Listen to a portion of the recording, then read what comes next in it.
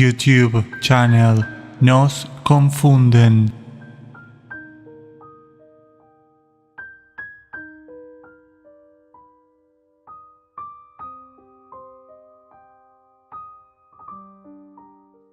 Chapter 2. Mars, a Great Zoo.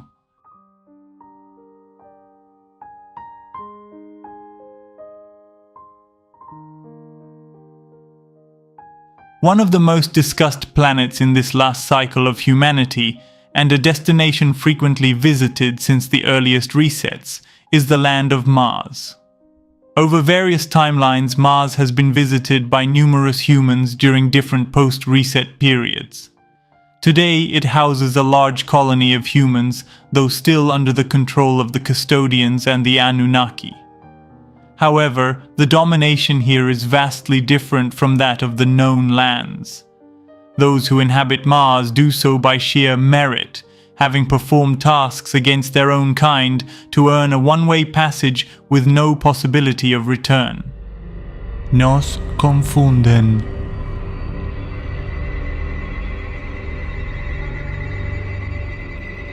As detailed in our previous books, the Navigator who crossed the ice walls and TERRA-INFINITA, extraterrestrial worlds and their civilizations, Richard Byrd managed to visit these lands on several occasions. Based on the latest information, he remains there, living alongside other humans as part of his reward for betraying his brethren. Nos Confunden. Living on Mars does offer some apparent advantages. Inhabitants live 4 to 5 times longer than on Earth, are free from the numerous diseases plaguing the known lands, and do not face the struggles of labor or securing food. However, there are significant drawbacks.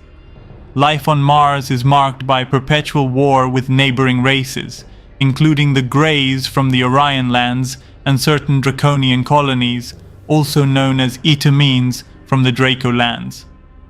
Additionally, other races transported to Mars during the Custodian and Anunnaki conquests add to the conflict and complexity of life there. Nos Confunden. Richard Byrd's initial expedition, which successfully navigated the vast passage between Antarctica and the now infamous Byrd Passage leading to Mars, revealed extraordinary findings. Upon his return, Byrd shared his experiences with the operators eagerly awaiting news of his journey. He described crossing 2 membrane fields and encountering unique challenges while transitioning to Mars. These lands are unlike our own, not even after crossing the first membrane. There's a force that pushes against you, gripping your chest as you pass through.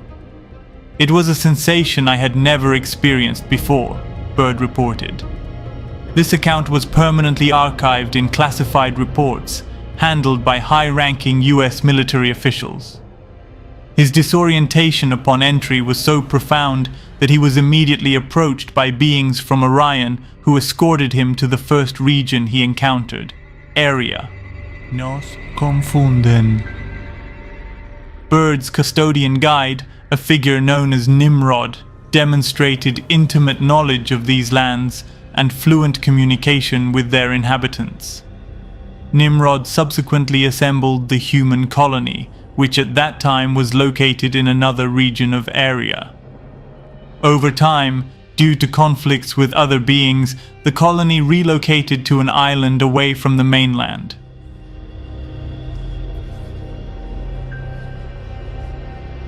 Former politicians, members of significant agencies, and prominent figures from Earth's past formed one of the largest human enclaves within this so-called Red Planet. Mars, referred to in this context as a circle environment, has limited space, accommodating only a select few who earned their one-way ticket through service to the custodians. Nos Confunden. Initially inhospitable, the Martian lands have, over time, been adapted by humans, whose numbers have gradually increased. Inhabitants have learned to coexist and even collaborate with some neighboring races. Extended longevity has allowed humans to master various skills and accumulate significant knowledge. They have developed advanced warfare technology, both for offense and defense, often based on ancient technologies provided by the custodians. Despite some awareness of the custodian and Anunnaki intentions for Mars, its inhabitants rarely consider rebellion, especially given the limited appeal of returning to the known lands. Mars is, in essence, a grand experiment, a vast zoo where behaviors, conflicts, and resolutions are meticulously studied.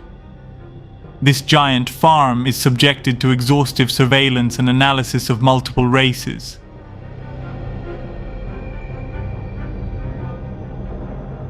In the past, similar experiments were conducted in what was called the Lands of the Clones, or Second Earth.